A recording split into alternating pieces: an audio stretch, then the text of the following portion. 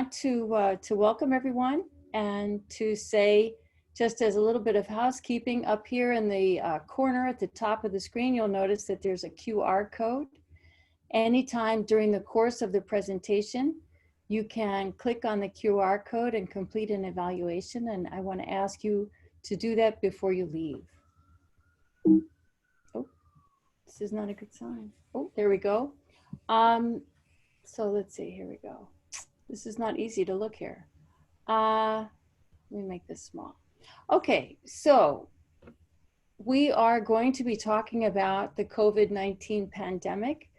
That pandemic has brought us a variety of challenges. It's a public health crisis, it's a societal crisis, and it's an economic crisis. At the same time, it offers really unique challenges for scientists to conduct the type of research that we have done for years and years. There are really stringent protocols that are associated with conducting research now, as well as protocols for interacting in the workplace and in the community related to social distancing, cleaning protocols for the labs, limitations for community recruitment and engagement, protocols that limit our participant contact, and obviously for some of the work that we're doing, the need for personal protective equipment, PPE. All of those things require us to think outside the box. So what's today's session about? What we want to do today is we want to open the dialogue and talk about solving the challenges to research with human subjects during the era of COVID-19. So I want you, during the course of our panel discussion, to listen and think. I also want you to take the opportunity to ask questions. You can use the chat feature on your, whatever you're using, your screen, in order to ask a question, and we'll be monitoring questions during the course of the presentations. And we're going to try to answer as many questions as possible. As I said, look at the QR code at the corner here. You can see it's here with my phone to complete a survey before you go.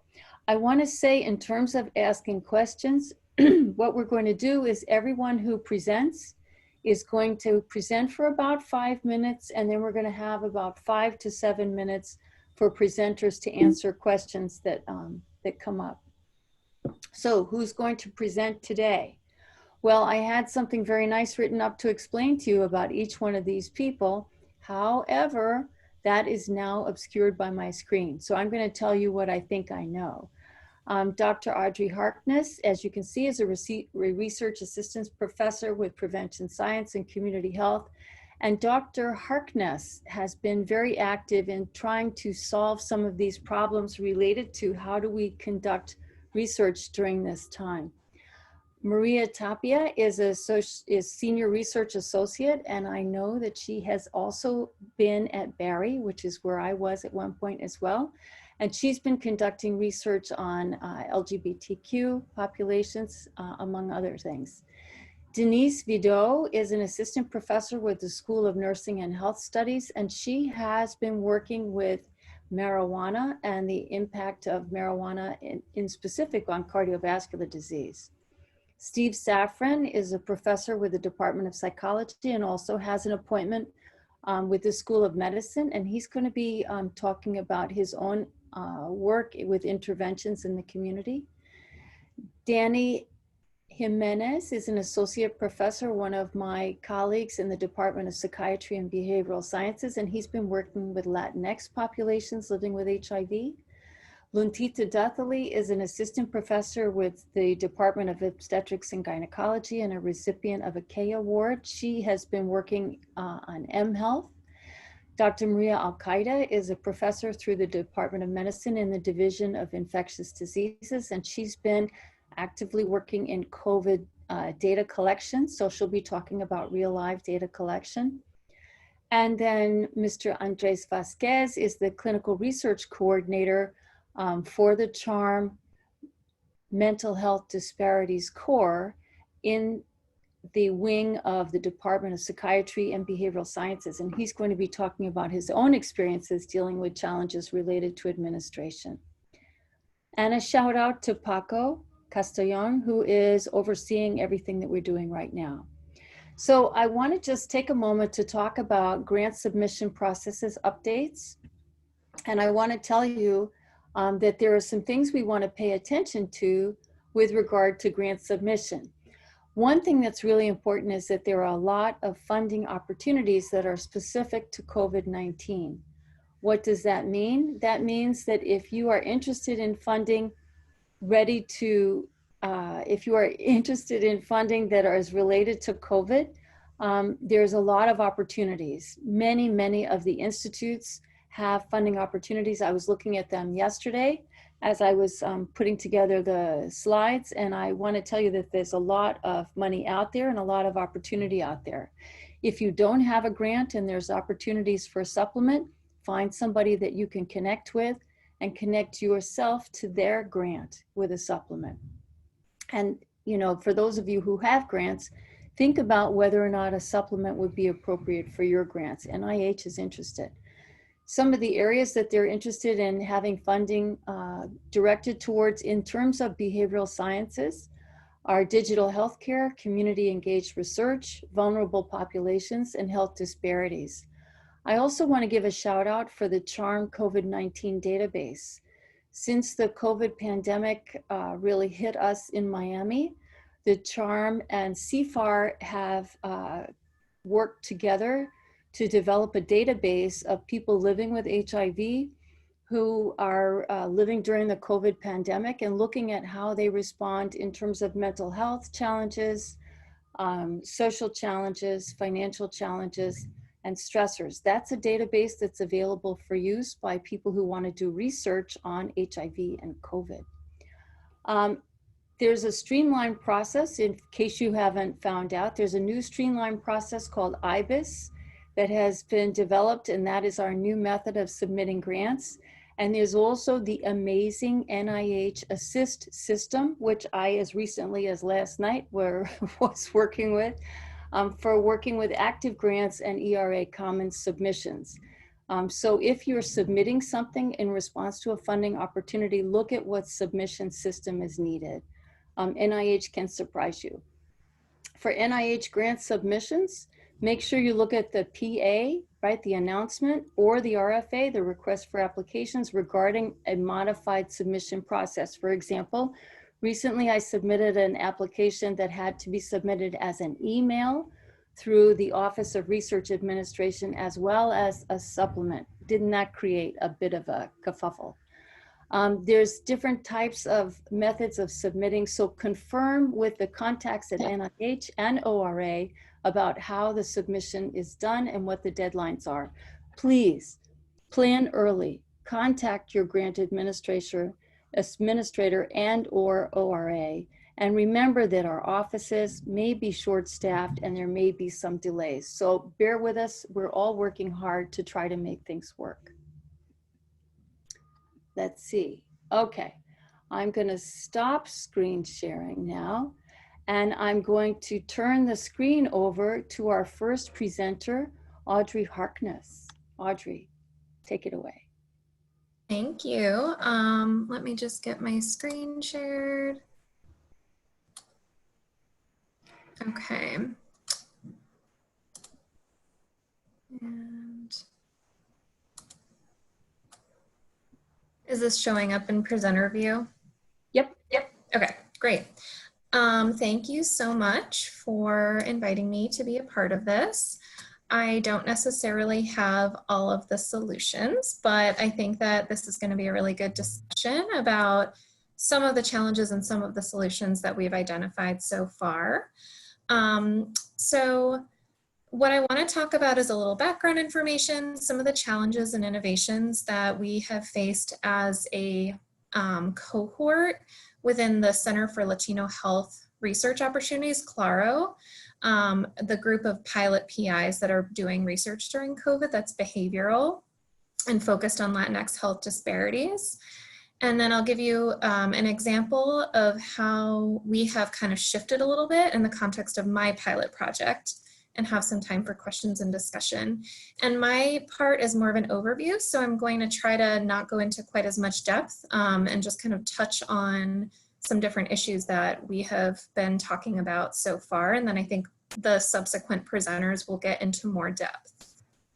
So I imagine that folks who are here don't need to be convinced that behavioral health and behavioral research needs to be continued during COVID, but I think just to highlight a few things that have come up is that, you know, ongoing behavioral research is still needed. And talking and thinking about some of the work that I do a lot of HIV prevention research, behavioral research, and COVID didn't cause the HIV epidemic to stop. In fact, it may have exacerbated some of the challenges associated. And so there's a continued need to carry on that research during COVID. We need to understand what kinds of COVID-related behavior changes are happening in the context of COVID and whether health disparities that existed before COVID may be worsening.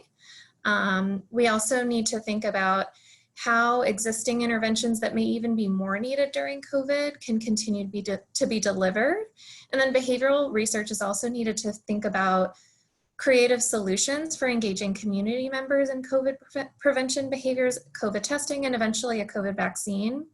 And then there's also, I think of implementation science research also as behavioral.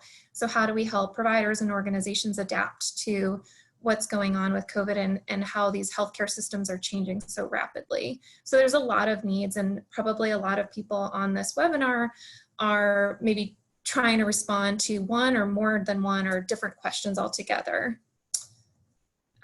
So I am very fortunate to be part of a cohort of pilot PIs who are shown on the bottom of the screen within CLARO, which is the Center for Latino Health Research Opportunities, directed by Dr. Bahar Sussman and Dr. Prado, who directs the developmental core. And so we are really fortunate to have monthly mentoring calls where we talk about the challenges of our different projects, come up with solutions, and really support each other in navigating some of the difficulties, and also celebrate the successes of our respective projects. And so all of the folks here are doing behavioral research focused on Latinx health disparities. And so in the context of one of our meetings that we had as we were starting to shut down as a university and not shut down, but discontinue in-person non-essential research visits, we started talking about, you know, what are some of the adaptations we're making to our programs, our research programs, and how do we handle some of the challenges, and having a discussion about that. And so actually what we were able to do is develop a commentary that's in press at the Annals of Behavioral Medicine. So if you're interested, you can check it out. And what I'm going to do here is just kind of highlight some of the things that we shared in that commentary. And I won't go into as much detail since there are folks on this call who are going to talk more about some of the specific projects. So, some among the many challenges, I think we're all well aware, we couldn't do non-essential research, observational or intervention research in person. Another challenge that many of us faced was ourselves, our participants, or our staff having access to, familiarity with technology and comfort with that. There were privacy issues that we discussed and that came up. So for example, for folks participating from home versus in a private office, that could be an issue. Adhering to human subjects protections guidelines was complex, and it continues to be complex in the face of this pandemic, which is evolving. Informed consent and obtaining that remotely, which we'll hear more from Dr. Vidot about. How to provide incentives during this time that actually reach people during a remote study visit. How to help research staff and participants feel like a sense of buy-in, or that this is going to be effective if they participate in online research. How to develop rapport remotely, and also attending to both participant and staff distress and health concerns about COVID. So feeling overwhelmed or even kind of secondarily burned out through interactions with participants who are feeling overwhelmed. And then also systematically documenting behavior changes due to COVID. So this is just a brief summary of some of the challenges that we talked about and face in our group. And And so among some of the things that we identified that are useful in responding to this is to creatively adapt interventions for an online format. And that is not just individual interventions, but even group interventions. Find ways to expand reach and actually kind of capitalize on this transition to remote. So for example, one of the studies was specific to South Florida and engaging Latinx families in South Florida, but now they can actually reach folks nationally. And that's Dr. Gatamorta's intervention. So that actually presented a unique opportunity. Strategize with how to collect group data via video conferencing, which I believe Maria will talk more about. Maintaining those relationships with community partners. So I think, you know, for many of us, I think anyway, of community partnerships as these like in-person interactions that we have, but even in this remote and social distance context, we can still leverage and build our community partnerships to reach our communities and also know what our communities are dealing with. Provide training to both staff and participants to increase comfort with technology. And again, working with community partners for online outreach and recruitment, and also really still considering the cultural context to build trust and rapport. So just because we're moving to online doesn't mean now anybody will sign up for an online study or an intervention. We still need to consider the cultural context and how we actually engage communities. And reminding staff that we still have the same rapport building skills, we just have to find out how we can deliver those in a remote format. Engaging regularly with both participants and staff to see what concerns they may have, and then also systematically documenting any behavior changes or emerging health disparities related to COVID. So very briefly, my particular pilot study is the DMLO study. And so it's a study that's looking at a cohort of Latino sexual minority men and trying to find out how often people are using HIV prevention and behavioral health services. So one of the pivots that I made was adding something that I developed, which is the Pandemic Stress Index, which assesses psychosocial and behavioral changes related to COVID, so that I could systematically document like how are these behaviors that people are reporting changing, which they likely do. And then another pivot that I made was adding a follow-up qualitative interview to understand in more depth what kinds of sexual health, behavioral health, and healthcare service usage changes folks were having.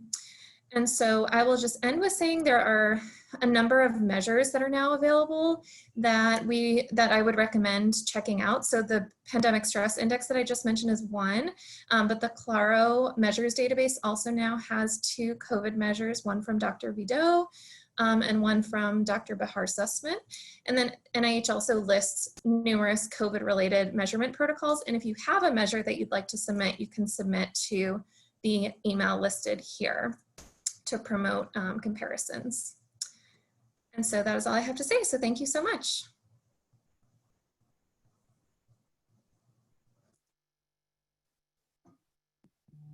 Audrey, I'm just looking to see, I want to invite everyone, if you have a question about what Audrey has said, or you'd like to ask a question, now is the opportunity. You can use the chat screen. At the bottom, you can also use question and answer. I'm looking at both of those things.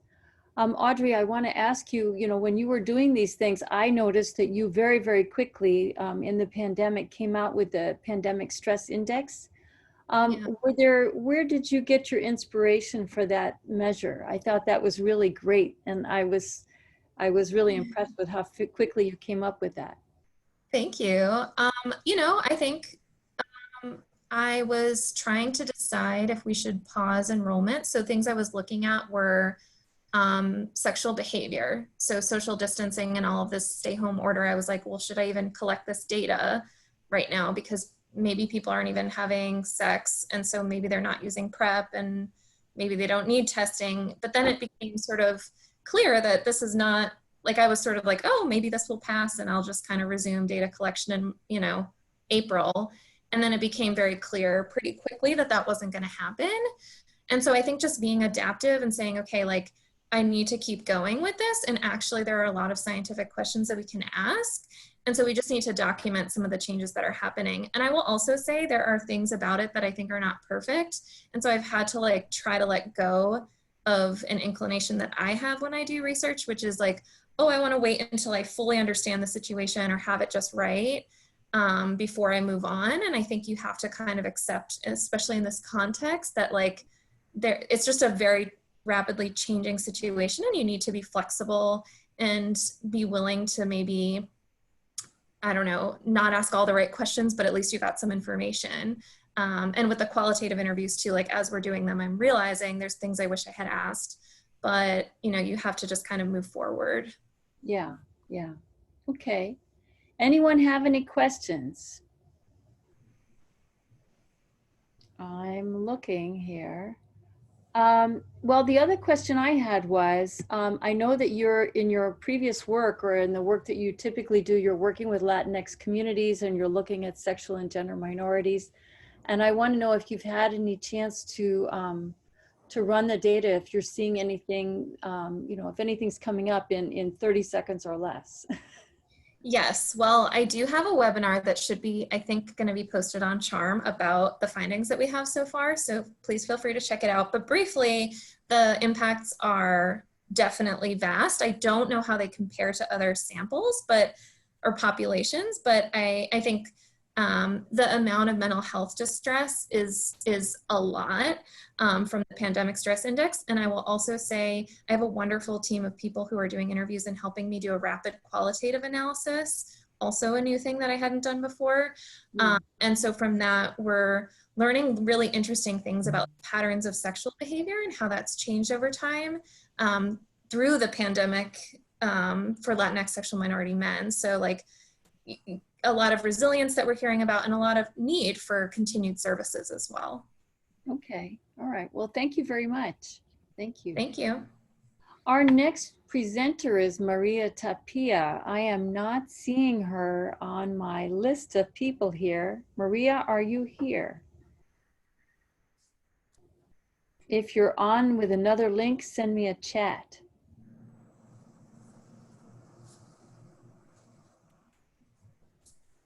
I'm not seeing her.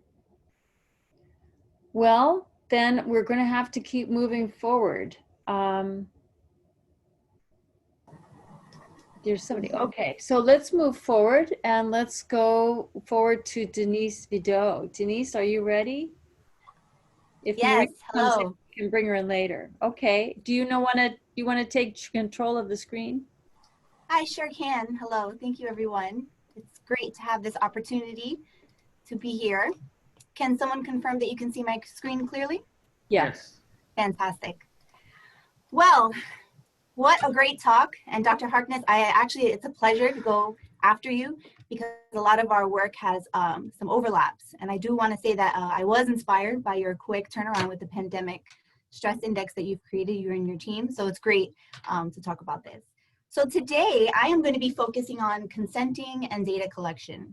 And of course, I don't think anyone knows the answer right now, so I'm almost hesitant as an epidemiologist. Whenever I hear that someone has the answer to COVID-19, I always want to look at it a little sideways and wonder.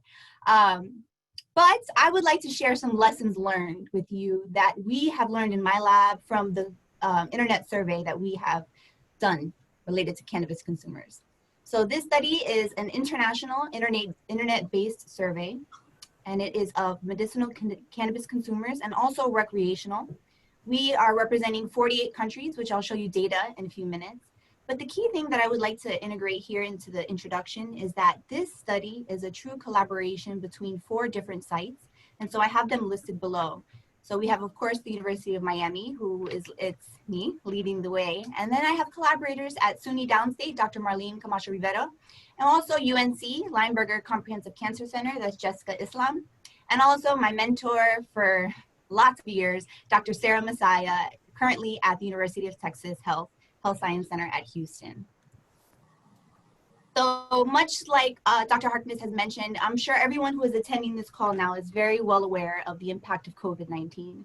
But I just want to give a quick timeline to kind of set the foundation to how my team decided to react and to help out our vulnerable populations, which we consider medicinal cannabis consumers and also recreational consumers.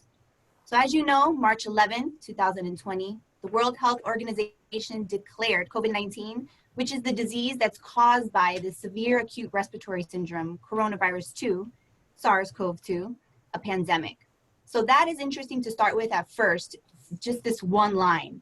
In this one line, we are seeing 3 different names for the same disease: COVID-19, severe acute respiratory syndrome, coronavirus 2, and SARS-CoV-2. This alone can cause so much question marks and behavioral response from the public, from even healthcare professionals, such as the presenters on the call today. So one of the things that our team thought about was, all right, we have this pandemic. As an epidemiologist, I often follow epidemics, outbreaks globally, and teach my students at the School of Nursing about it. So we have been following COVID, and we were thinking collectively as a team, all right, medical cannabis consumers by definition have clinical indications that make them a vulnerable population. Vulnerable populations that have been identified by the World Health Organization are those that have chronic conditions. Of course, those also with age, those who are smoking tobacco. But the key that we focused on here is the fact that chronic health conditions that are pre-existing pivot this population to have a pre-existing risk that is much to be questioned. So on March 21st, we decided to launch the COVID-19 Cannabis Health Study. From the beginning, we were very excited. We were questioning, to be honest with you all, we were not sure that anyone was going to care. No one was expecting the outcome that we have, so I'm very excited to talk to you about it. But the purpose was to provide data. That's really number one, provide epidemiologic data. In epidemiology, we know that it's important to start with descriptive epidemiology. We can't move forward and design randomized controlled trials, interventions. We cannot take action if we don't understand the full scope of the problem. And although we'll never understand the full scope, as Dr. Harkness mentioned, sometimes it's good to just start asking questions. And that's what we did. We were focused on looking at the behavioral changes and focusing mainly on those who were reporting cannabis consumers. You'll learn later that we did open up the eligibility criteria to include everyone over 18, but we started off with those who were medicinal cannabis consumers, self-reported. So here are our 3 research questions.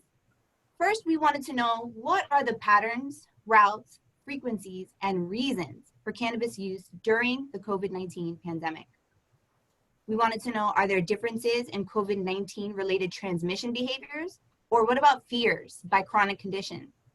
And then also we wanted to know, what is the prevalence of COVID testing among cannabis consumers with reported symptoms? So not only cannabis consumers, but those who are reporting symptoms that have been identified by the World Health Organization and the CDC. So here you'll see I am not a graphic designer, so you can tell by even our flyer how excited, like we were very on the go to get the study out. We've since started redesigning our graphics and we'll be sending that to the IRB for review. But this was where we started. Our flyers here to the right. Thank you so much to our lab team, because the lab team that we have at the School of Nursing and the School of Medicine really we all buckled down despite the unknown of the disease. So here's the flyer that we shared. As you can see, we created a bit.ly link. Sometimes that we've noticed with past REDCap forms is that when we send the link out and it's so long, it's not memorable. So we immediately created Cannabis COVID on bit.ly and saved that for when we receive the full IRB approval. So for the methods, as mentioned before, this is an internet administered questionnaire. It was administered to adults that self-reported 18 years or older. And also they had to say that they had used cannabis within the past year. Health conditions, COVID-19 risk behaviors, and cannabis frequency, route, patterns, and reasons for use were assessed via the COVID-19 Cannabis Health Questionnaire that my team and I developed. So this was developed in collaboration with Dr. Sarah Messiah and Dr. Karina Gatamora, who is a psychometrics specialist here. So it was very interesting to collaborate, even in creating this measure with a multidisciplinary team, really trying to see what different aspects can be included. As mentioned by Dr. Harkness before, you can also see the measure if you go onto the Phoenix Toolkit /COVID-19. So some screenshots. Once you click this link to bit.ly/cannabiscovid.com, you will be brought to this lovely screen managed by REDCap. And I would love to give an acknowledgement, which I'll give later, but REDCap, and they have saved the day during the pandemic when you think about research, right? So I immediately got on the phone and decided to talk to them to see what the background was with REDCap, and also close work with the IRB. I suggest that if anyone, one of the lessons that I've learned is that if you want to do research, especially in something that we're not used to doing, go to the experts. And here in this case, the experts are truly the IRB professionals, because there are questions in there that no matter how many studies you have done, it's almost similar to what Dr. Weiss was mentioning before, you need to know what the requirements are. So here is an example of our informed consent. So first, we of course show the study. We try to keep it as clear as possible. This is the first screen. We talked about the procedures. So we let them know we're going to be providing a questionnaire, 10 to 15 minutes. One thing that is notable about this study is that we did not provide any financial compensation at this time. It was a quick, voluntary, anonymous. It was very important for us to keep it anonymous considering the context. And when talking about cannabis, especially with the untrust with the healthcare system, we tried our best to not add any other layers of potential questions. So, and this is the second part of the consent form. We also gave other details. Again, re-emphasize the fact that the participation is voluntary and that literally they can stop at any time. We are not collecting IP addresses. It's literally an anonymous survey, which we'll talk about the pros and cons to that in the future. And then finally, when we come to the consent, so after they've read the actual informed consent form, we have an option here that says what's listed there, and the participant has the strength, really. I'm trying to think of a good word, but it's really trusting the participant to say they consent to participate. And then once they go there and they offer their consent, they then approve and confirm their age. So the very first question is whether or not they're 18 or older. We do not say yes, no, so we have them type in their age. And so we have an algorithm that's designed that anyone who submits something below 18 years of age automatically ends the survey. And so that has been key. And in the very beginning, we weren't familiar with that algorithm. So we noticed that when we were piloting, that we weren't able to stop. So I just want to make that clear as a lesson learned, that although it may seem small, it makes a big difference, because you wouldn't want to get into any type of IRB regulatory issues by having people who are not 18 participate. So this is the part that I get the most passionate about, and this is talking about the data. So here, so far, this is a quick snapshot. So as mentioned prior, the study, we launched it on March 21st, 2020. We have been continuing data collection on since, and we've, are able to see trends. And so this is a brief snapshot of our international participants. So you can see here, based on the size of the circle, the larger the circle, the larger amount of respondents. So the biggest is greater than 50, and then the smallest is less than or equal to 5. So as you can see, we have some diversity in response rates. I'm pretty interested to see how did New Zealand know about us. I'm not sure, but I'm excited, and I'm very excited to look into that data, which we have not analyzed yet. But I want to focus on the United States. So this is a representation of our respondents. It's color-coded by the medicinal cannabis consumers and those that are recreational. All of this information is, of course, self-report. It's submitted through the internet questionnaire. So we're unable to clarify with any biological markers, let's say a urine toxicology screen, or even some type of medication approved from a prescription. But what is very interesting here is that this data was based on the date of which we analyzed it. So of course, the COVID county level confirmed cases is not reflective of today's date. But when we did this analysis, it was very interesting to see the clusters. And another thing that we've noticed was the legalization status. And since we're talking about solving issues of behavioral research, one of the things that alerted us was, I wonder if our team is thinking, or if teams in general are thinking about cannabis use in almost the wrong way. And I hesitate to say that because in science, it's right or wrong. But if someone is self-reporting as a medicinal cannabis consumer, but lives in a state that it's not legalized, then what would they be categorized as? That's a really important question. And I think this is vital to continuing research, especially in my field. I won't spend too much time on that, but I wanted to make sure to let everyone know that the results from one of the lessons learned also from this is that most of my research that I conduct here on campus at the University of Miami is related to biological sample collection. So normally when I ask a participant, I'm also able to go back and kind of look at their toxicology records. So here, it's really this behavioral research and their reports have showed us different things to look at. So briefly, now moving into the data collection lessons that we've learned. So number one, we've learned that there are actually a portion of cannabis consumers in the United States and globally that are welcoming the opportunity to participate in voluntarily internet-based research. That in itself is a research question that is exciting to answer. And so evidence from the response rate. So we have over 3,000 responses. We are dividing them by different groups of where they are, like medicinal, recreational, international, et cetera. But what we've noticed, though, is that after we're looking at the demographics, so the data that I'm showing today is only on the medicinal cannabis consumers in the United States. So that's about 1,526 participants.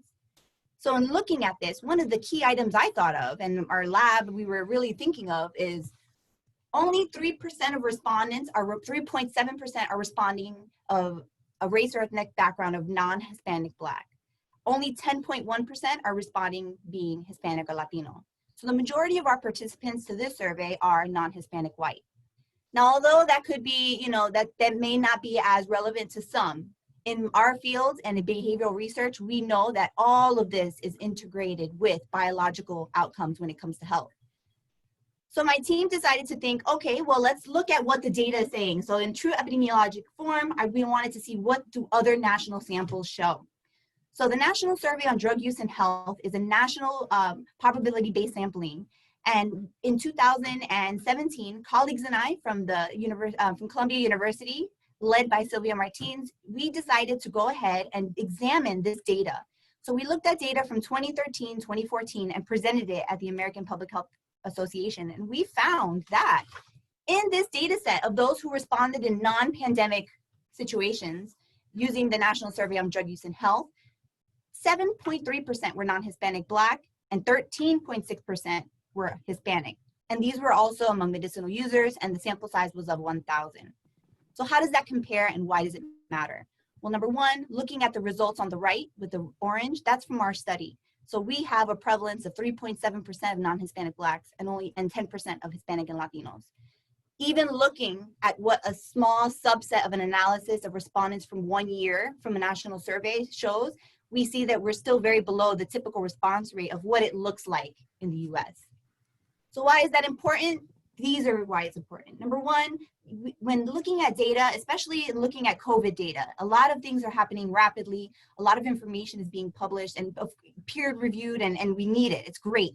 But one thing, especially looking back here, is that as scientists, as researchers, and especially I take great pride as an epidemiologist, I feel that we really need to present the numbers. So while we're saying percentages, percentage among what population? How many? What's the denominator? I know that that sounds very small, and I don't mean to sound, pretentious, but as that's the biggest lesson, because even as we were designing our study, we weren't perhaps listening to, thinking of true fundamental backgrounds and thinking of what the denominator would be. So 4 key lessons learned. Number one, community collaboration is fundamental. This survey would not be where it is if it wasn't for the fact that our team has been truly integrated in the community. We've been talking to them from the beginning. And I really believe, and I am so proud of how we've been able to, even without seeing each other live, continue our collaborations to get the research out there to look out for this vulnerable population. Secondly, there's of course limitations to self-reported data.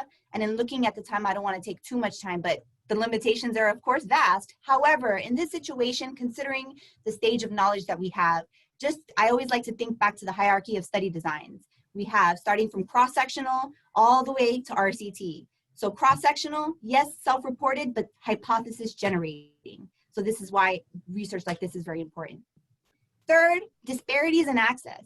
Not only do we have access issues when it comes to medications, medicinal cannabis consumers versus recreational, in looking at those who are self-reporting using cannabis to manage their symptoms, for example, are they going to be labeled by being a recreational cannabis consumer and have this stigma when looking for their medication in perhaps states that may not have it as readily available, or for those who are legalized that may not have had as global access policies. In addition, one of the key things that we notice quantitatively is that disparities in access are real when it comes to internet-based research. So we need to use caution when it comes to interpretation and dissemination of this research, because we can wind up making inferences in populations that are not actually represented. And then finally, without the relationship building of our respondents, we're noticing missing data. So one of the great things that I enjoy about clinical research especially is being able to talk to the participants and really hear from them and learn. Here, it's kind of a black screen. You just look, you're answering questions. There's no opportunity for questions or collaboration or clarity. So when conducting our research, the biggest thing before you hit live is to make sure that you pilot the test to make sure that it's understandable to the population of interest. So with that, I want to end and show the acknowledgements. And again, thank you so much for your time and invitation to be part of this extremely important panel. Again, thank you so much to our collaborators, again, to REDCap Data Management, also to the University of Miami Provost, the Office of Research, and the COVID-19 Response Grant. This grant has really been vital in getting this data out there, and I'm forever grateful for that. And then to our Vidot Cannabis Lab members who have been really getting in the boots from all over the US, because we have not stopped since we've left from spring break. And then most importantly, thank you so much to all the volunteers, all the community partners that shared and participated in this survey. For more information, please feel free to contact me, and I will leave with this this code here. Thank you, Denise. You have used up almost every moment here, but you have a question and I can give you 1 minute to answer. Fantastic. A listener asks, was the consent process entirely done by the participant? And if so, how were you able to confirm the participant understood the study fully? 1 minute. Yeah, 1 minute. So no, we were unavailable to be there with them live. But the way we tried to do so is by adding a question, like questions to confirm that they understood. So especially the main one is their age, because if their age range was not within the understanding of the consent, then that was first key, that there may be a question mark. Okay. But I'd be happy to talk offline since I know I've taken my time. Okay, thank you. Our next speaker is Maria Tapia, who is a licensed clinical social worker, as I mentioned to you at the beginning. Ms. Tapia joins us. I hope you're there. Suddenly you I'm still here. Oh, there you are. Okay. Are you prepared to take the screen, Maria? Speaking about Are you prepared to take control of the screen? Okay.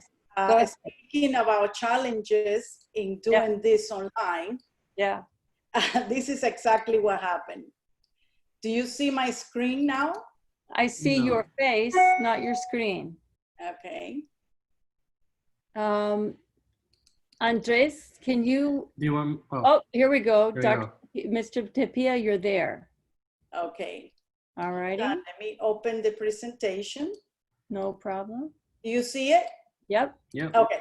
So I totally agree with the two presenters before that behavioral interventions are crucial, even more so now than before. And we're going to be having a conversation about the challenges and opportunities for behavioral research.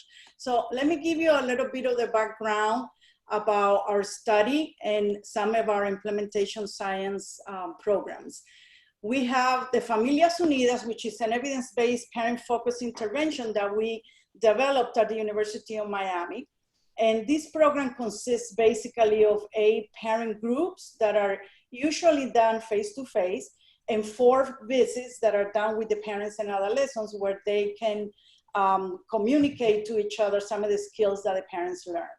You know, facilitators use a lot of strategies, multi-level strategies to target risk and protective factors, and we have normally 2 facilitators per group. During the COVID-19 stay-home ordinance, we were conducting a pilot study here at the University of Miami for sexual minority Hispanic youth and their families. But we also had 2 other projects in Pennsylvania and in Chile going on at the same time.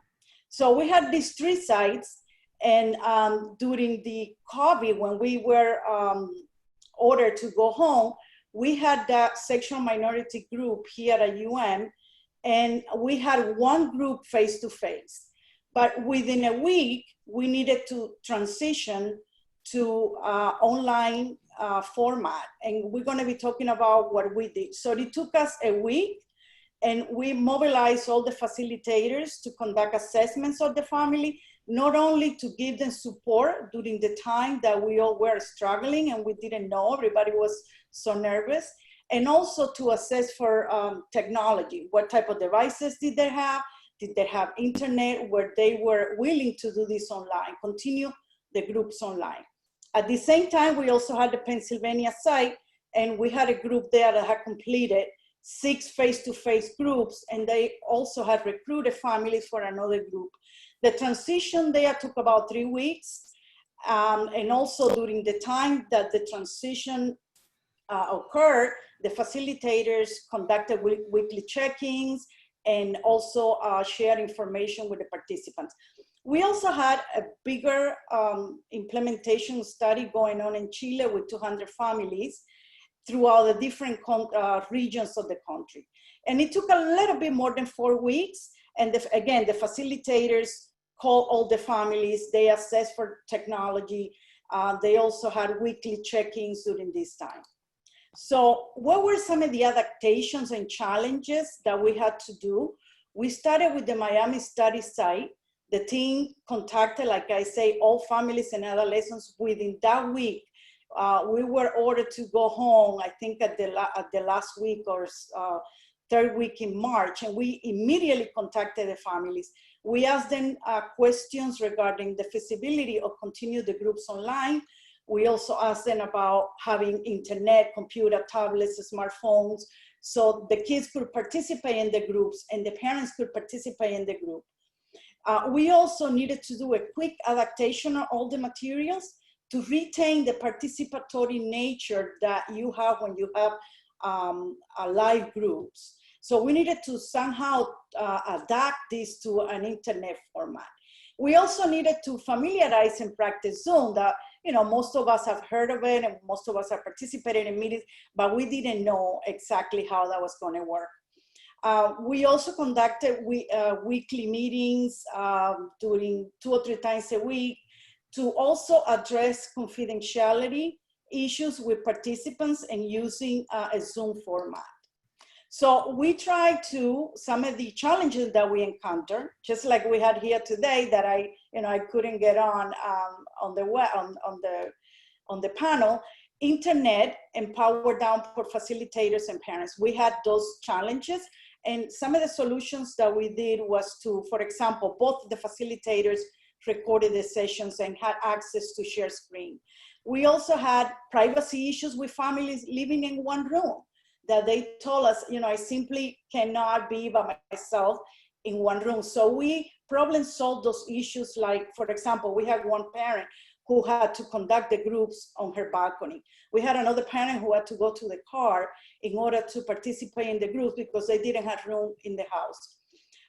We also had family members showing up at the sessions, you know, when we don't have consent. And we had to use different strategies like radiating the rules in every group and also using a lot of human to prevent this from happening on a regular basis. So some of the other challenges that we had was in the clinical way that we normally conduct these behavioral interventions face-to-face. For example, some facilitators don't feel totally comfortable because they don't feel in control of a space because, you know, the families are in their homes and there are a lot of interactions that occur when, you know, you are in the people's homes. Also, how they will handle other family members. And in the group, how are they going to handle that aspect too? Group rules for using web-based platform, we needed to come up with that. Also, how do we mitigate the group interactions, the noises? We had one mom who decided to make dinner at the same time that she was participating in the group, and that created a lot of distraction in the group. And we also had something very interesting with adolescents' participation, not only in the Miami site, but also in Pennsylvania, and believe it or not, in Chile. that the adolescents don't want to show their faces for the most part. So what they use their silhouettes, and they don't fully put their faces there. And we think that that has a lot to do with the developmental stage that they are, regardless of the place in the world. So what were some unexpected opportunities that we found through this rapid transition? Parents' participation and attending in groups has increased. It is incredibly difficult to have parents attend groups like 80–85% attendance in a prevention study. But here we had attendance going all the way to 90, in some cases 100%. We also have realized that parents' comfort with technology has increased tremendously. If you had asked parents 6 months ago to do groups online, you would have encountered a lot of resistance. But now it seems like parents realize that this is the only way to connect with the outside world. So that was one of the opportunities that, I think is great for continuing to do behavioral interventions online. Also, the flexibility with guest speakers. For example, we have a session about the school world, and we had principals attending our meetings, and parents were impressed, very impressed that the principals were there. Of course, it's easier for a principal to log in online than go at a group at 7 p.m. at night. And I think this is a safe way to deliver mental health support, because a lot of people are seeking this, and a lot of people are very much in need of mental health interventions and behavioral interventions. So, in a nutshell, that's some of the opportunities and challenges that we found. If you have any questions. Thank you so much, Maria. That was really interesting. And I want to just put out here, we are open for questions. If you have a question for Maria, I think that study was a very far-reaching study when you think about the fact that it was done in different locations, also overseas, like Denise's study. And I was wondering, I was really intrigued when you started talking about people who were doing things in the background, like cooking and that kind of thing. I just got off of a Zoom call where there was all kinds of stuff going on in the background. How do you reel people in on these sorts of group calls where there's things going on in the background? What do you use to bring people back in and focus them? Good question. You had to use a lot of humor, number one. You cannot get frustrated. That's the number one rule. Because remember, they are at their homes and they are in control of their environment. We not. Mm-hmm. So we need to talk about rules every single group. And at many points in time, we just had to be humorous and say, hey, Mom, are you going to allow us to drink that cup of coffee because you're making so much noises? So, we needed to come up with all kinds of solutions so people will continue to come for the next group. So, it's a balancing act. It's a balancing act to keep them engaged and also allow for some of those things to happen at home. In some cases, people live in 1 or 2 rooms. They don't have, a house with 3 rooms that they could spread out. Mm-hmm. I have another question, and I have 2 minutes to offer you to answer the question. Can you expand on the adaptation of materials to retain the participatory nature of your study? How did you do that? Yeah.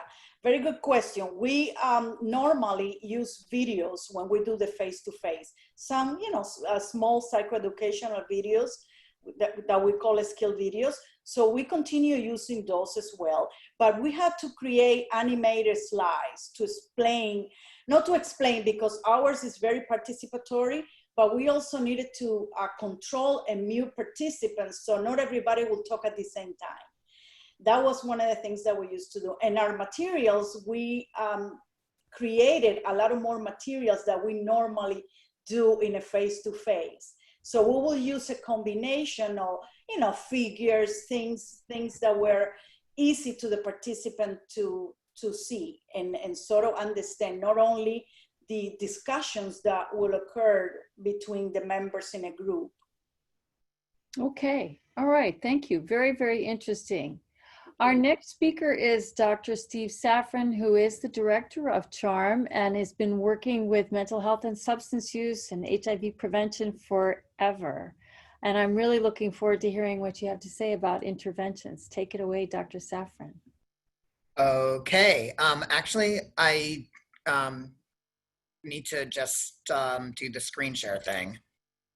So here we go.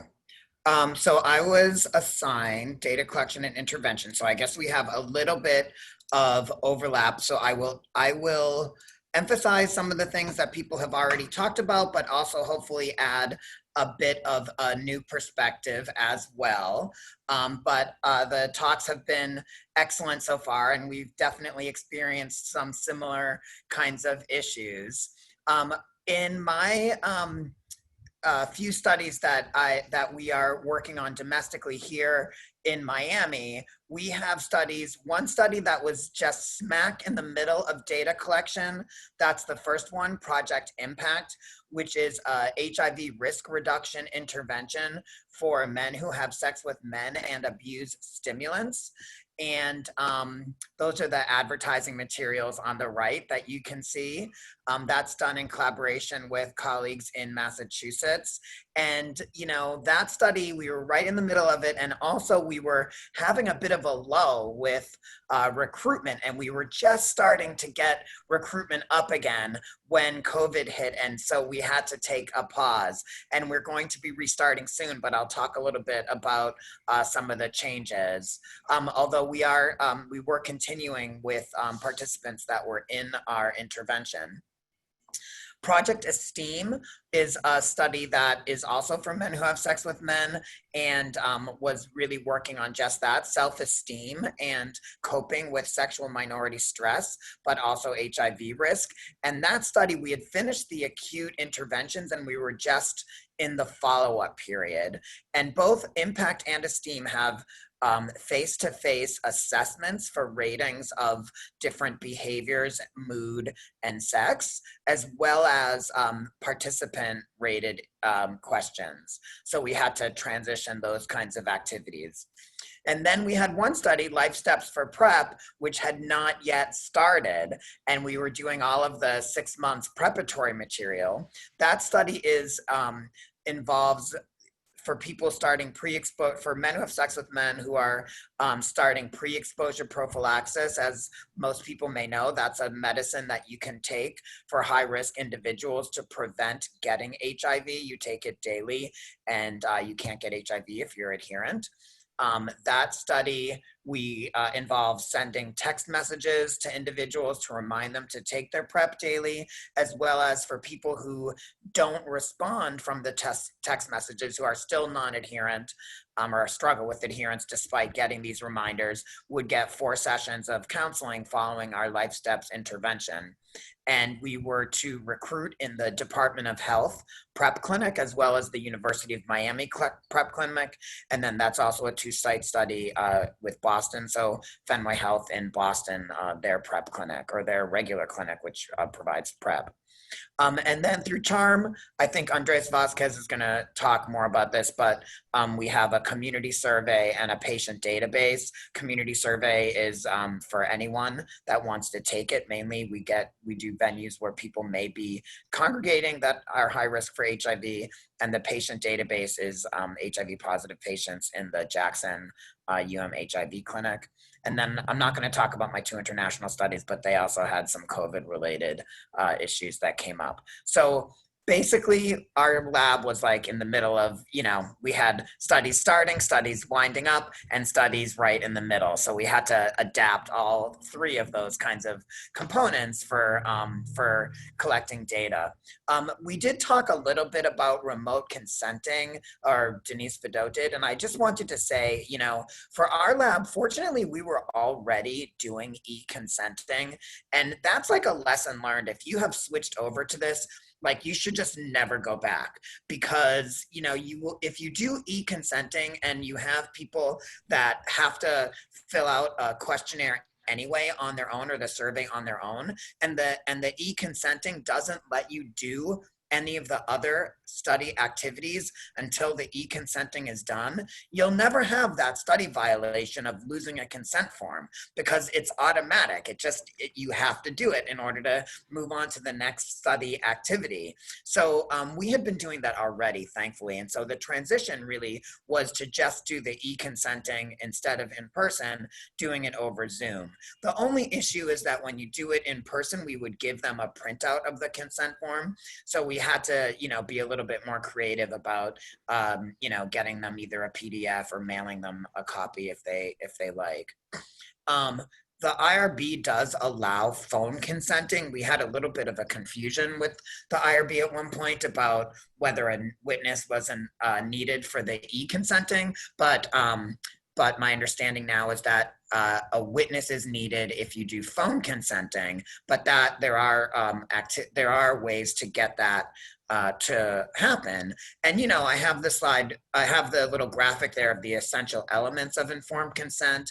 And, these kinds of things, if you do think about the risks and benefits to participants and the key reasons why, of course, people need to consent, it shouldn't make a difference if you're doing it in video and in person to be able to do a description of the research, a description of the risks and benefits, the alternatives, confidentiality, compensation, contacts, voluntary participant and withdrawal, to cover those key elements over the phone or over video.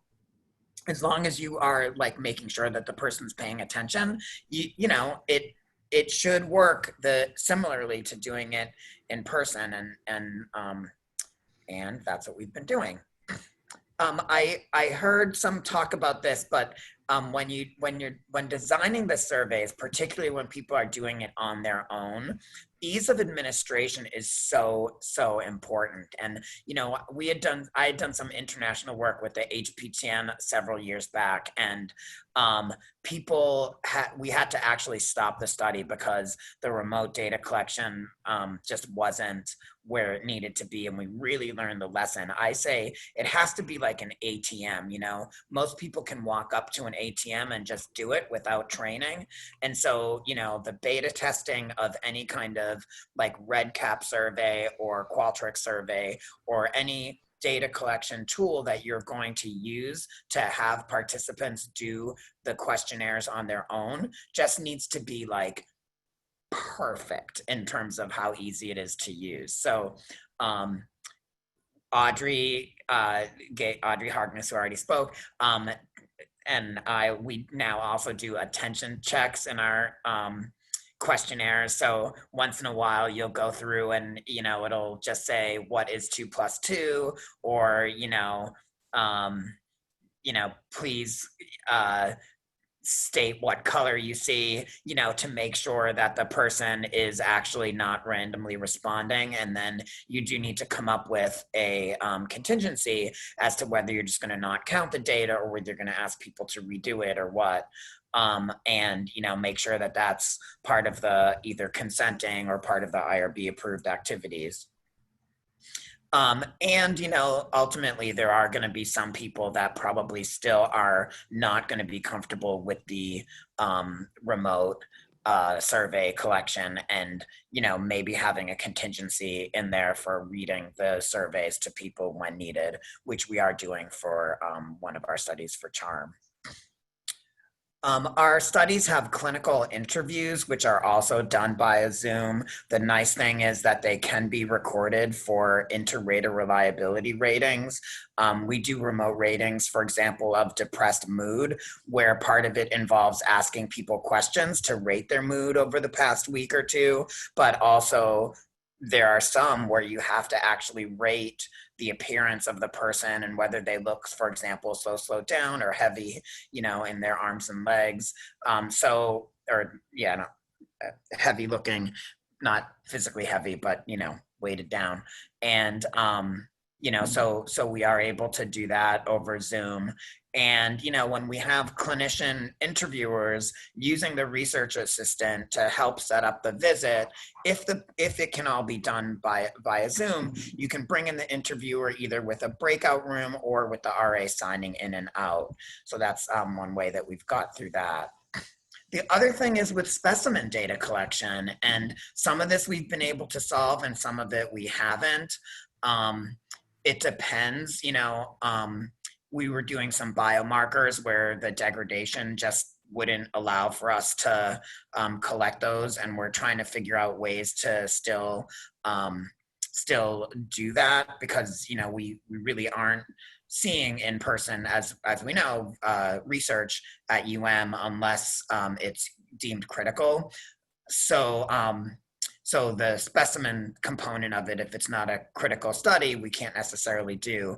But we are doing remote HIV screening. So recall, that's not HIV testing, which would require mandated reporting. It's the screening. And that if they have a positive result, they have to go get the confirmatory test. But we can do that at home, and they can show the result by a video or a snapshot. It just takes about 12 to 20 minutes. We are using this vendor, Molecular Labs. Not that I don't have any stock in the company or anything like that, but they just became a vendor. They're great. And they send you like this box. You can see a picture of the box on the right, on the right-hand side.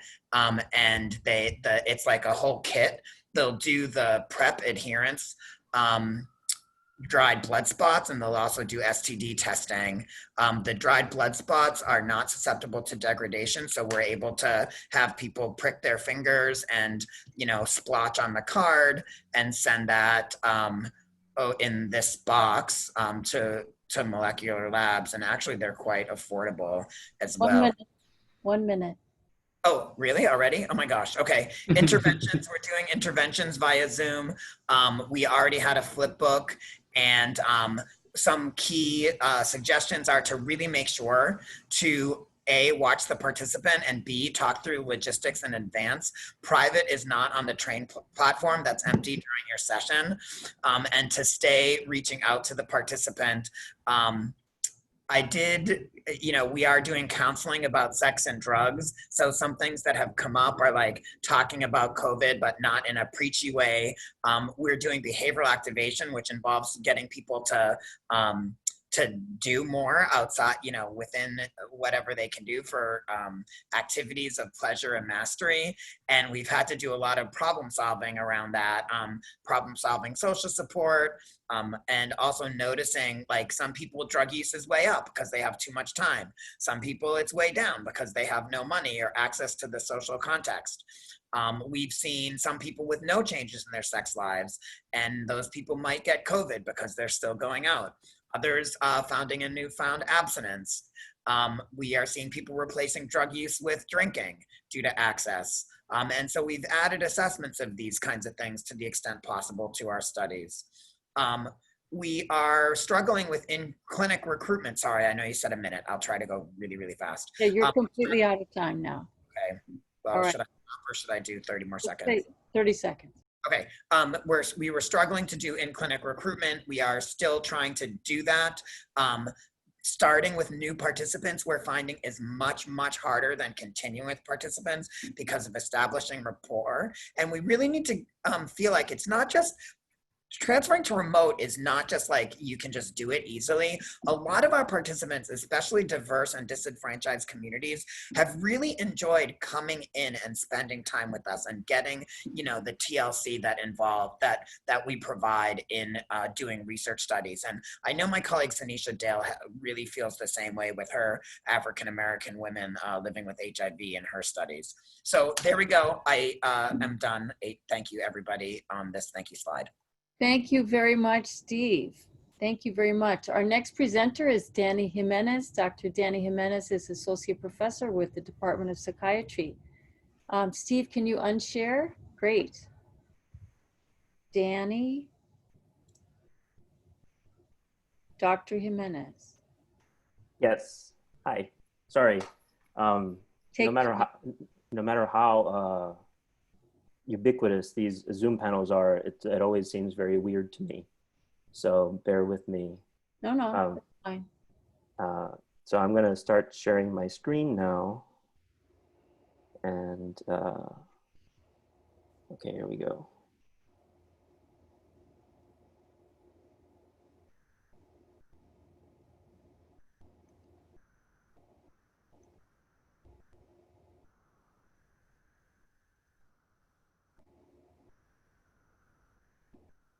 Okay, I'm trying to open this, so. It's fine.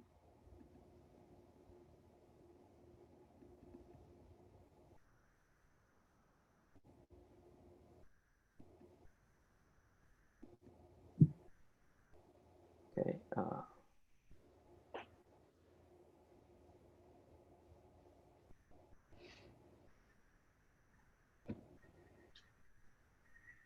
Okay, can you see my screen now? Yep. Mm-hmm. Yep. Okay. So.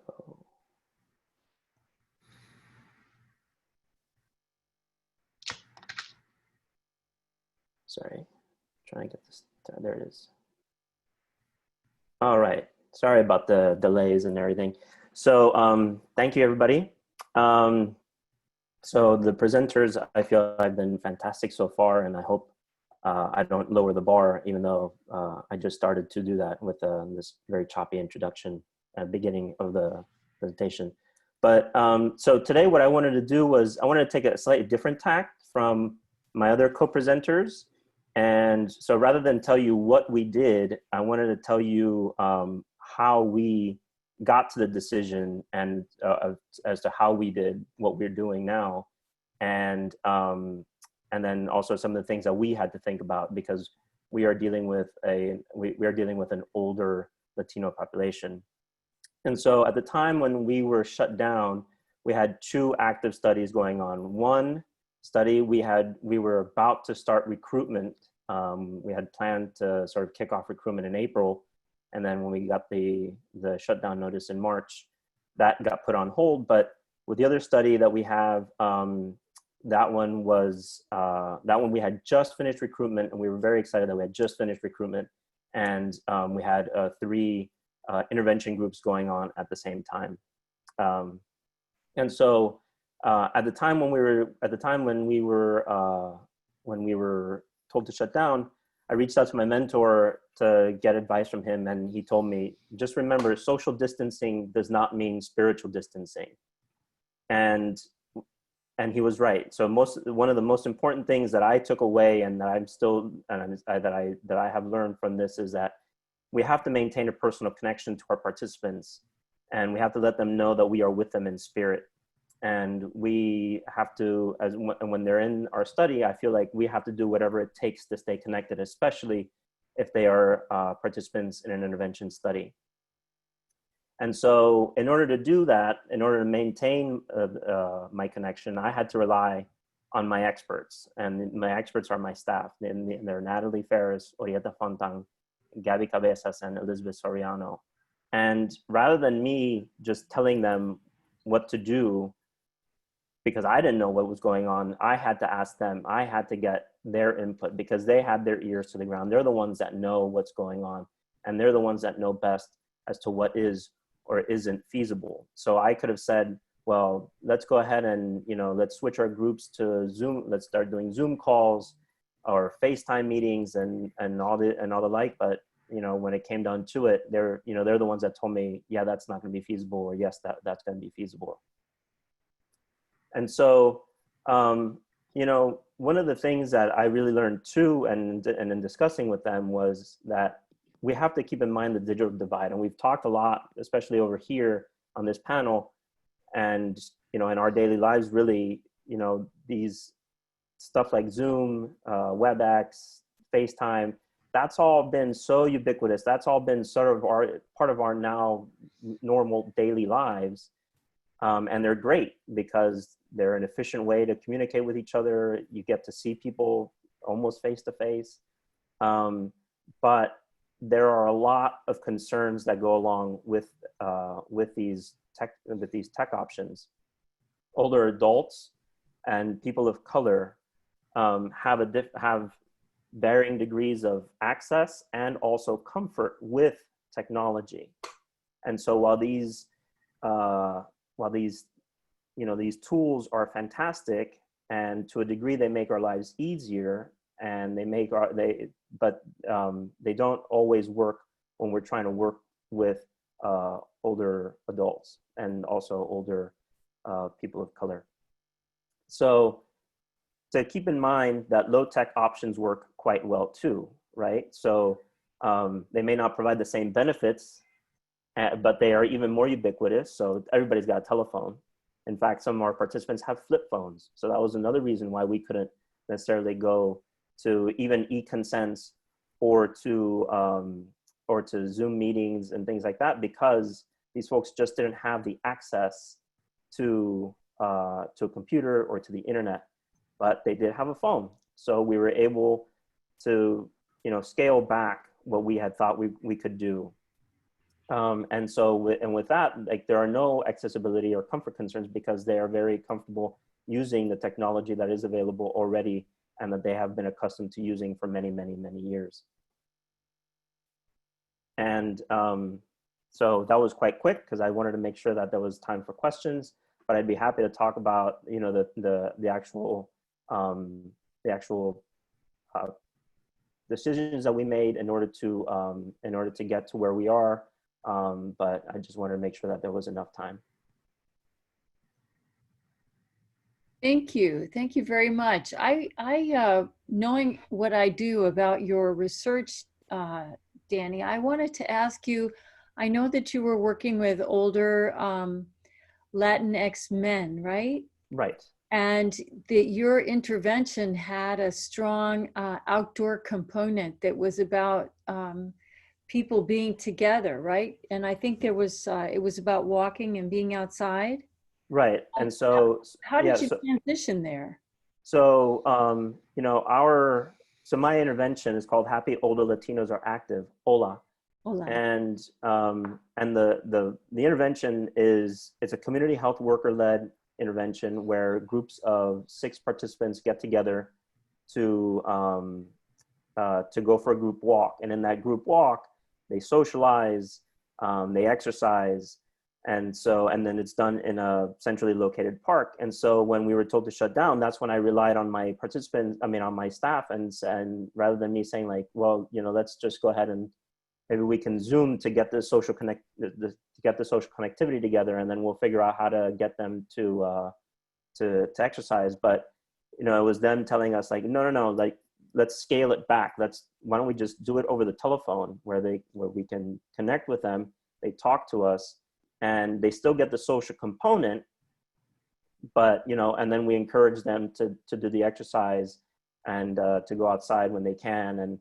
And a lot of it was, and from everything that they've been telling me, was a lot of that socialization component has been much more the community health workers just answering questions, trying to allay fears, trying to allay some, concerns, trying to dispel certain myths, certain rumors that they may be hearing around, COVID-19 and what's going on. And so like, talking about masks and things like that. And so, so that's when we did have to go quickly to, on the fly, switch to the telephone.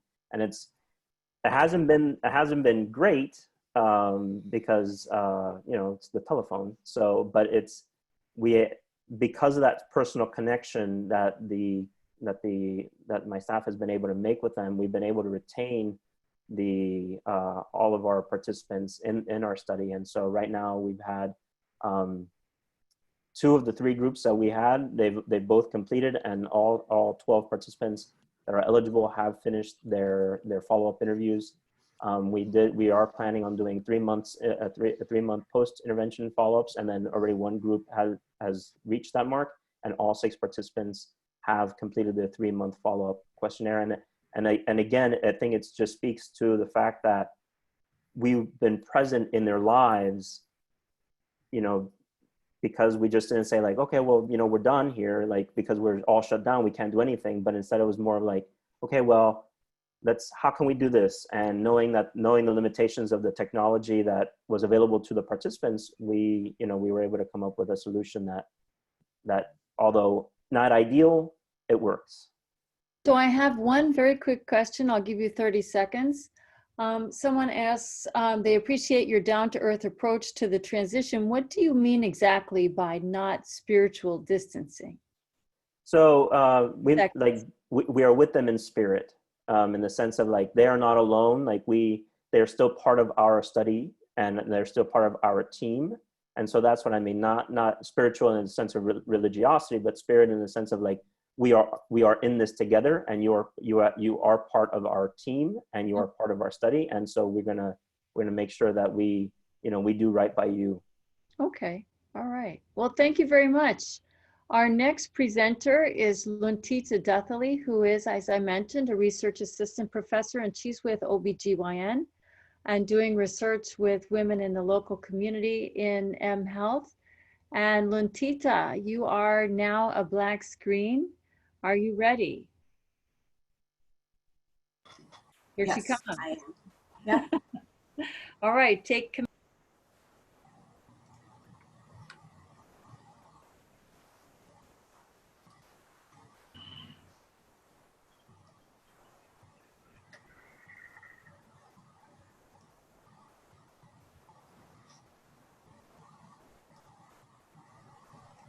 Okay, just checking. Are you seeing my the proper screen?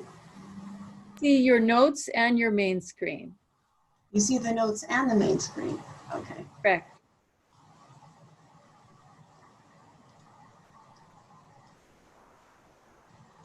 Sorry, just a second.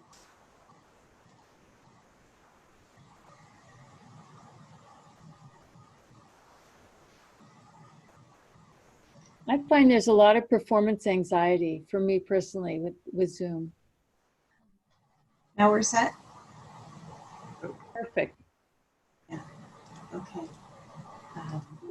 Great. Okay, so thank you, Deborah. So the title of my talk is Around the M Health World in 7 minutes, because we're going to be traversing this in a very short amount of time.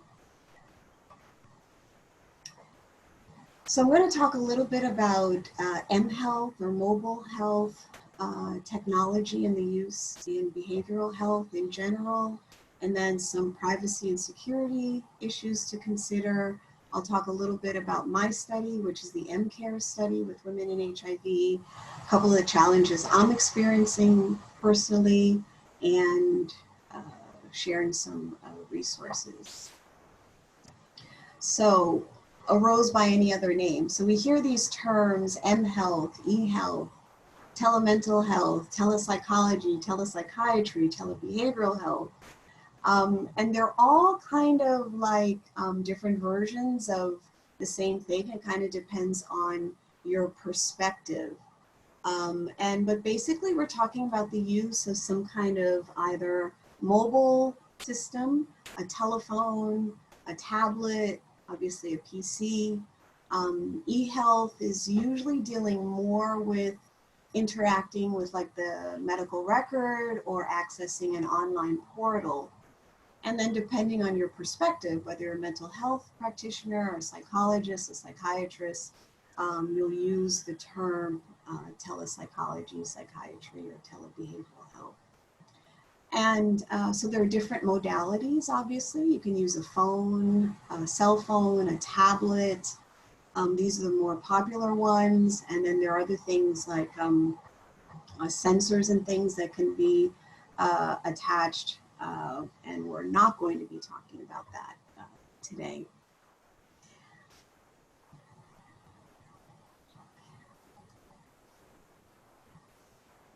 And so one thing to consider with implementation of any kind of mobile health technology with your research or in your practice is that, so there's what you write into your IRB proposal and what the IRB will allow you to do, and what are the University of Miami requirements. But then it's also going beyond the IRB and going beyond University of Miami. And so, for example, when you use a mobile phone, for example, to either download data or you're communicating with participants or patients.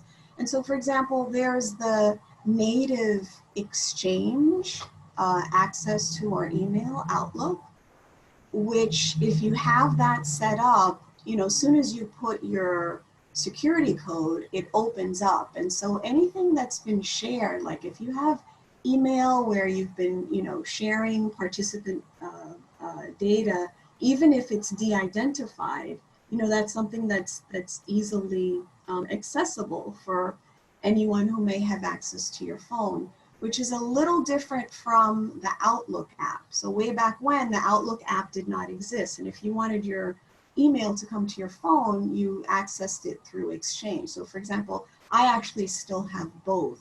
And I've been trying to transition away from the Exchange and using the Outlook app, because that requires a second layer of verifying who you are. So that's from the data security perspective. And then from the data privacy perspective, ensuring that we are ensuring the privacy of the participants or the patients or the clients that we are working with through our mobile devices. For those who are used to conducting therapy, they're probably more used to asking these kinds of questions. And this came up when we talked about the Familia Unida study. But prior to conducting a session is asking the right questions. Is this the right person? Is this the right time? And is it the right place? Does the person actually have, let's say, however long it's going to take, 15 minutes, 20 minutes, half an hour, to engage in the session or the consultation or the recruitment process, to be able to do that in a private setting. And so being mindful of always asking those questions prior to initiating the sessions. The other thing to consider is as we've all gone to having to use our mobile devices, some people may have already done this, but you may want to consider actually getting a Google number, which is free, and that number gets attached to your cell phone, for example, if you don't have a separate cell phone to conduct your study. And you can either do that individually, which is what I had done a few months ago, or you can actually get that set up through Telecom. And then there's the other issue, which I was so happy that Danny talked quite a bit about, which is equity. Who are we leaving behind? When we transition our studies and our activities to be 100% dependent on a smartphone, well, the majority of the people who are interacting with may have cell phones, but as Danny brought up, people of color and older people, my mother being one of them, she still has a flip phone, and some of the clients, some of the participants in our clinics are still working with flip phones. Or what happens is that they may have a smartphone, but then when they have run out of data in the middle of the month, they switch over to their free, what they call their Obama phone. And so, again, it's something to consider when we had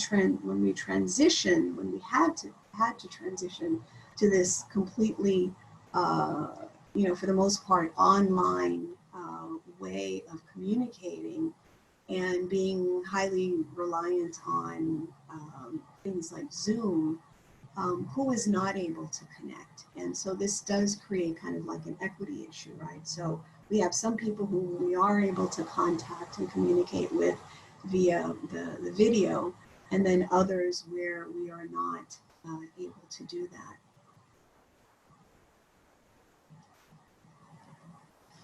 And so I'll talk a little bit about my study, which is a texting system. And because of this reason, prior to the pandemic, I considered that if my study was going to have to be dependent on running on a smartphone, that was going to exclude a certain proportion of the population.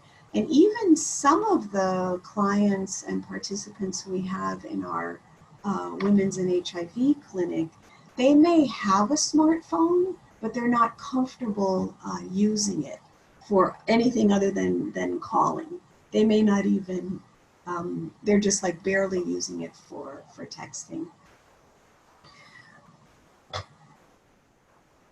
So I developed this, and it's still in process. It's a mobile texting system to increase adherence to care for women living with HIV. And it is programmed into, the beta version of it is programmed into different languages.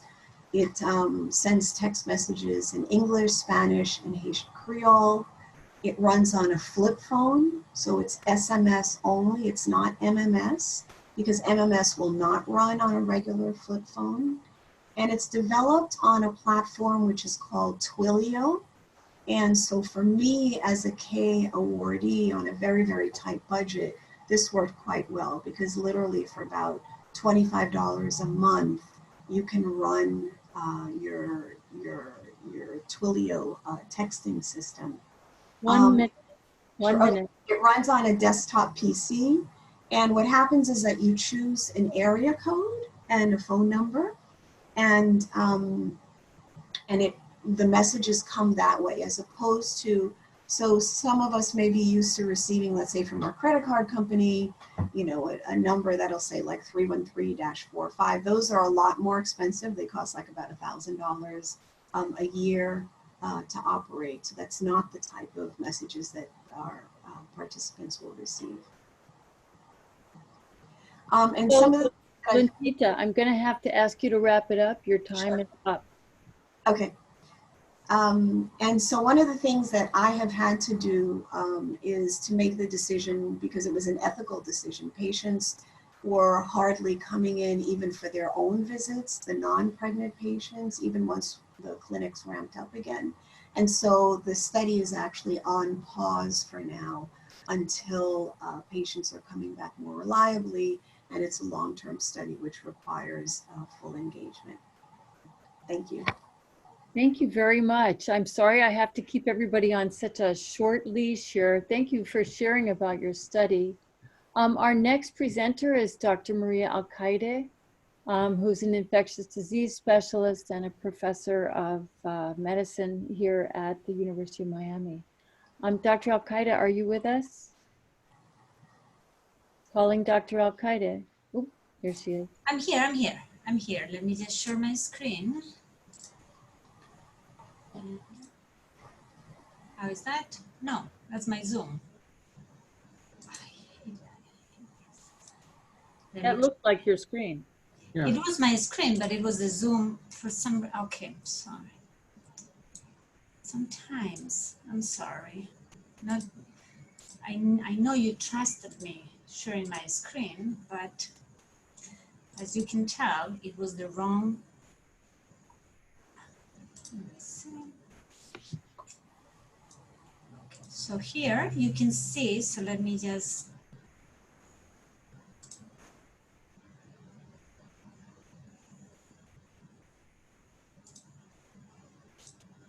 Can you see your notes and slide? We can see the first slide and the next slide. It's up to you. How do I get rid of that? I think what's happened is that you're sharing the wrong screen, Dr. Alcaide. Yeah, I'm sorry. Let me. Do you have two monitors? I'll try one more, and if not, I'll just go with that. That was good. That was it. That was perfect. That was perfect? Hmm? This was perfect? No. Wait.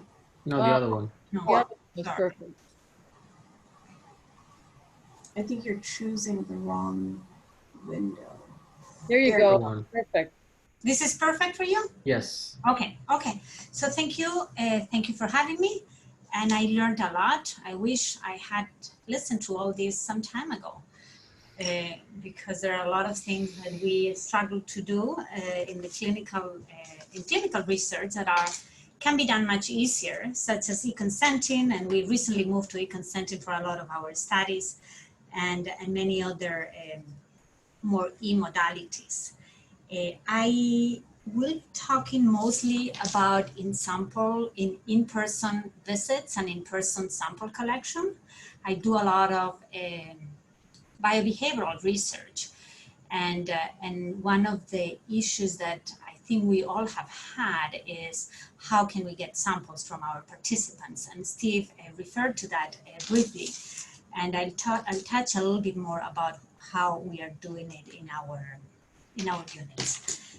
I must say that most of my studies are on hold, so I was really, really jealous when I heard that you've been able to transition to everything remotely, because I haven't been able to do that because of the nature of the research that I do and some of the sampling that my studies need. I think most of you know this, and what I'm going to be talking about is really how do we collect samples, how do we do biocollections to protect both participants as well as the staff.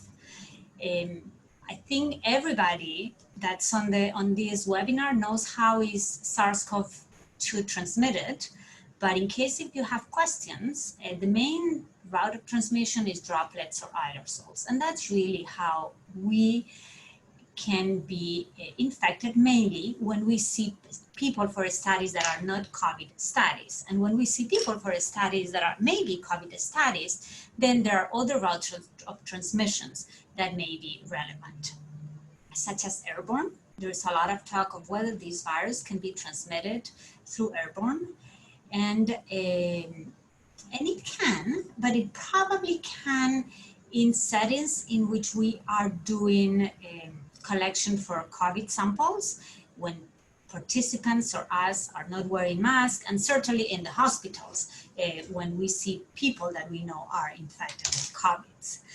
And the other is surface, how much the virus stays in the surface. And there have been some studies that have been looking at that. And it's estimated that the virus, COVID, or the SARS-CoV-2 virus can stay in the surface up to 2 to 3 days. But that doesn't mean that staying in the surface means that if I touch a surface, for sure I'm gonna get infected. If I touch a surface and wash my hands and don't touch my face, the chances of infections will be really limited. And the last one is fecal oral. Some studies have shown that we can shed SARS-CoV-2 in the stools, but that does not seem to be a major route of transmission. So as we think on how can we see participants for sample collections, for general studies, we have to mainly be concerned about those droplets and aerosol.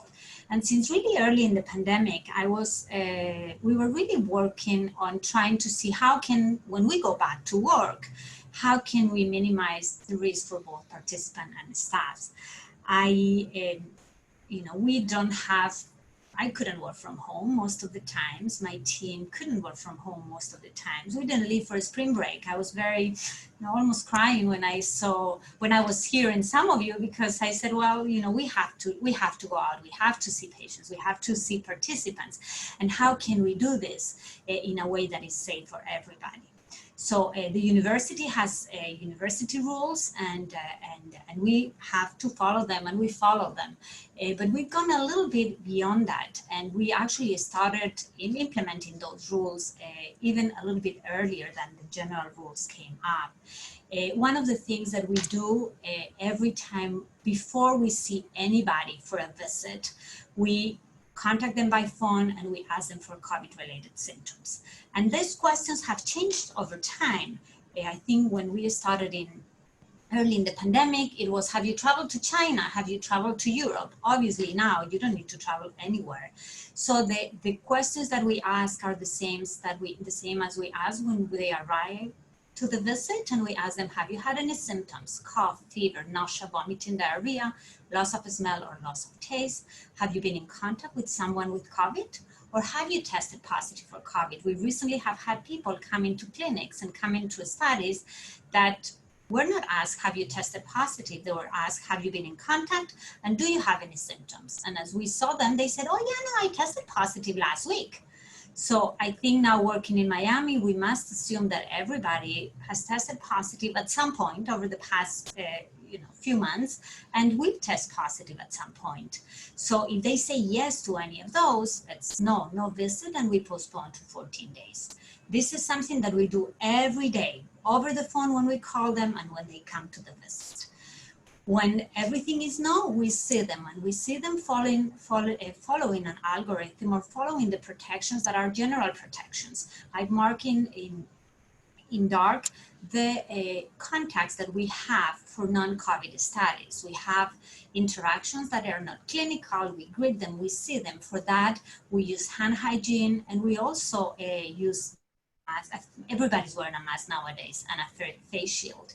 If we are doing something that is a little bit more invasive than that, such as getting closer contact, doing vitals or doing phlebotomy, we do the masking, but we also use the N95 mask. We also gown and face shield, gloves, and of course hand hygiene.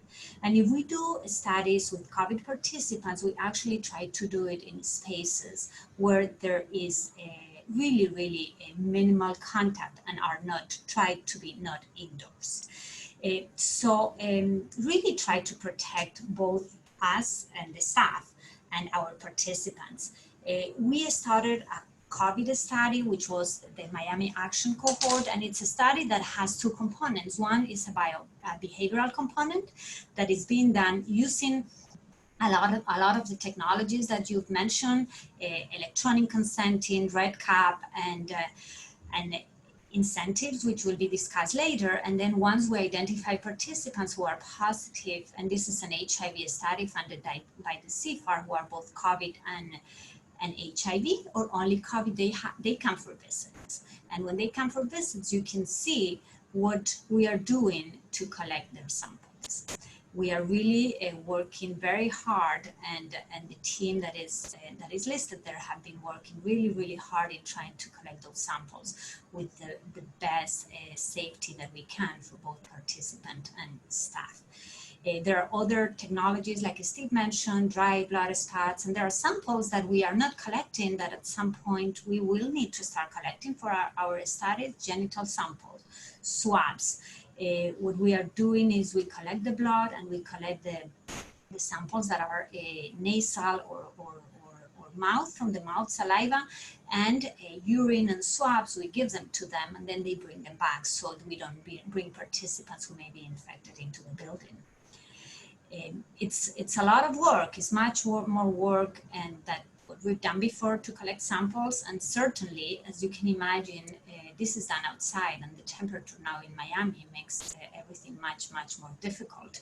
But we are doing it. We have now about 20 participants who have come for sample collection, and we are continuing to do it. Thank you to the really amazing clinical staff that we have in the unit. And I'm open for questions. I think I was good with timing, Deborah. Yeah, you were great. We have time for 1 minute's worth of questions. Anyone?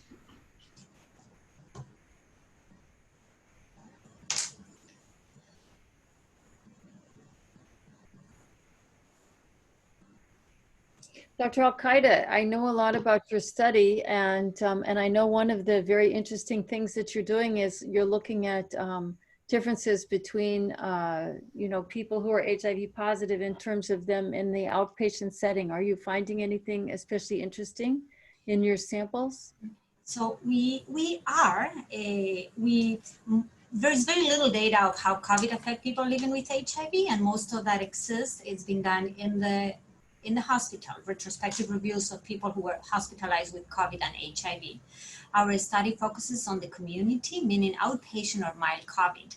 So we are seeing that their symptoms are not different than those without HIV. They don't seem to last longer. We are doing viral persistent studies, meaning how long can we detect RNA in these participants. And some of them we are finding that they actually can shed, or we can detect the virus up to some of them over a month and 2 months. We still haven't done our comparisons with the negatives, with the HIV negative. And we are also looking at antibody responses, and we've seen that the few that we've done, now we have an N of I think 6 or 7, they've been able to mount antibody responses, meaning after being infected with COVID, we've been able to detect antibodies. So I think that's good news for our patients, because that means if those antibodies mean anything, we don't know yet whether the antibodies protect you against future infections, but if they do, it's important to know that our patients living with HIV also are able to develop those antibodies. Thank you. I have a question for you. You have 30 seconds to answer. Where are you collecting your COVID samples? It is my understanding has limitations regarding where we can collect the samples. 30 seconds. I think is working on getting a space to collect those samples and to be able to see COVID participants. We were lucky to be able to have a space where we do our usual clinical research, and we're able to make possible that will be able and available to collect these samples. But I think is working really hard in trying to get a space that can be a shared space for this sample collection. Okay, thank you. Thank you very much, Dr. Alcaide.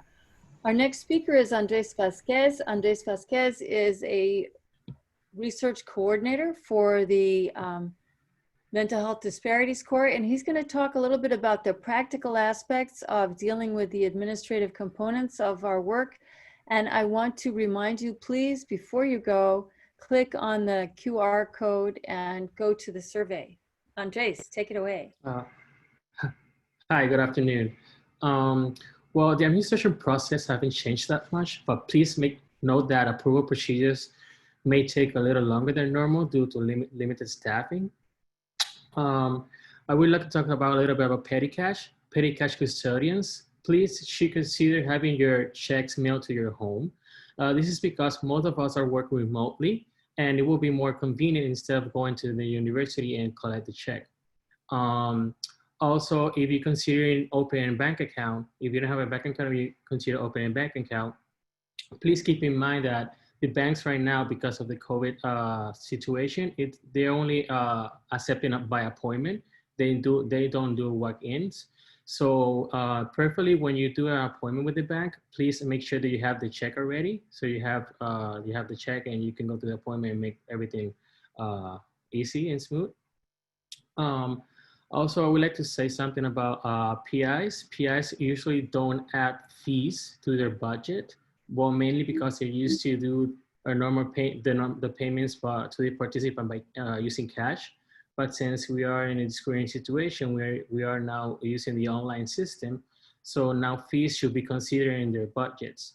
Mainly because when you don't consider the fees, that money it's going to be used anyways. So perhaps maybe in the middle or or finalizing your study, you maybe be short of money. When reimbursing, please always remember to separate the gift card fees from the participants' payment. Sorry for that, for participant payment before you submit it to the workflow. This is mainly to avoid confusions, because if you join both payments, for example, if the participant is being paid $15 and the fees are $4.90, it will be considered that the participant was paying $19.90 instead of $15. So maybe to avoid confusion. So what mainly I want to say over here is mainly custodians, please use your home address to have the check delivered, will be easier for you. Second of all, appointments first. When you have your check, please do the appointment after you have your check. Third of all, PIs, please include the fees in your budgets. It's gonna be easier for you in the future in the study. And reimbursement, please separate the fees from payments to avoid confusions. Second of all, participant recipients, please follow the HSRO guidelines regarding to electronic payments. We understand that there may be some changes in payment methods, but please follow what the IRB is suggesting at the moment. Maybe they can change some time for time, but for now, please follow other guidelines of what they have right now. Regarding to the methods of payments, please, this is very important. And personally, we'd love to talk about this. It's always to clarify the participant, the limitations and the process of their gift cards or e-cards or electronic cards. Gift cards can be used in any type of purchasing if they have the Visa or MasterCard logos. But e-cards can only be mostly used in online purchases. That's all. None of the online gift cards or plastic cards can be used to withdraw money. Also remember that purchase cards cannot be used to purchase gift cards, sorry. And also, please make sure to inform the participant how long it will take the gift card to get to arrive to their home. Some gift cards may take like from 1 to 3 days, or may take from 5 to 7 days. But you need to make sure that the participant know about that, because then you're gonna have them calling you, hey, my gift card hasn't arrived, where is it? And maybe they can get a little bit upset. Research space.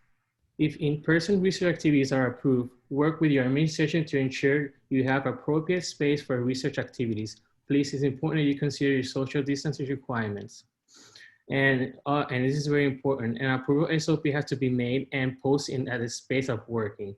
And everyone who's working in that office space has to sign the SOP. And last I have over here the equipment and supplies. Purchase necessary equipment and supplies to conduct remotely visits. If in-person research activities are permitted, make sure that you have obtained sufficient personal protective equipment for all personnel and study subjects.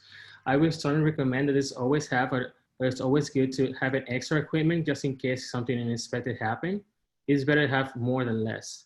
And for last, for specimens collections, if it's going to be done off-site, work with your administration to establish agreements with the non-UM labs. That will be all for me. If you have any questions? I have a question here for you. Yes, ma'am. What about Venmo? I think they all they need is the participant has Venmo set up and then send the payment to their phone number. Is that available at UM? Someone asks. Right now, UM don't approve us to use the Venmo because of some safety issues. So right now we're only using gift card and electronic gift cards. That's the only payments that IRB has approved us. I understand that they're working with another type of payments, but right now Venmo is not one of those. I have another question just came in. What cash apps can we use? What about Zelly or Cash App? Right now, I believe there's been in this talk with the IRB, so figure out that we can use the Zelle and Cash App. I understand there's some study that are using it, there's some study that don't use it. So right now that's in talk.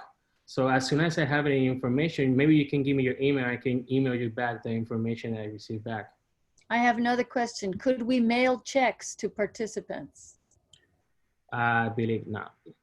I have no idea about that question, but by my understanding, we can only send gift cards.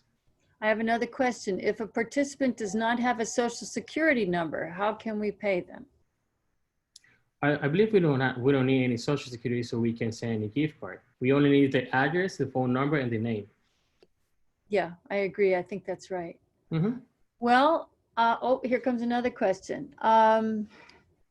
Let's see. It says, have you looked into refillable cards, especially for clinical trial participants with multiple visits?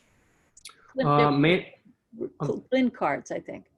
Sorry, can you say again? I think looked into refillable clin cards, especially for clinical trial participants with multiple visits. That's a great idea. That would be a great idea. I haven't explored that option because I'm just starting exploring the options of gift card and electronic gift cards, but I can explore that option too. Okay, here's another question. Sorry about this. You're the no, it's the okay. guy with all the questions. Does a new study need to declare an actual research location? I don't know that anyone has directly referenced that. It's my understanding you don't have to say exactly where it's going to be done. Does anybody know? Unmute yourself if you know the answer. I think a general location, certainly, but an exact location, I don't think so. Anyone else? That's a lot of questions here in the flurry.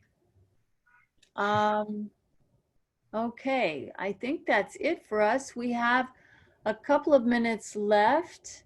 I want to ask you or remind you one more time that I hope you did the card, the QR code. Andres, would you mind putting that back? The last one? Yeah. Yeah. We could see that. I want to thank you for coming. If you have any questions, as Andres says, you can certainly contact him on his topic. His last name is right there, Andres Vazquez.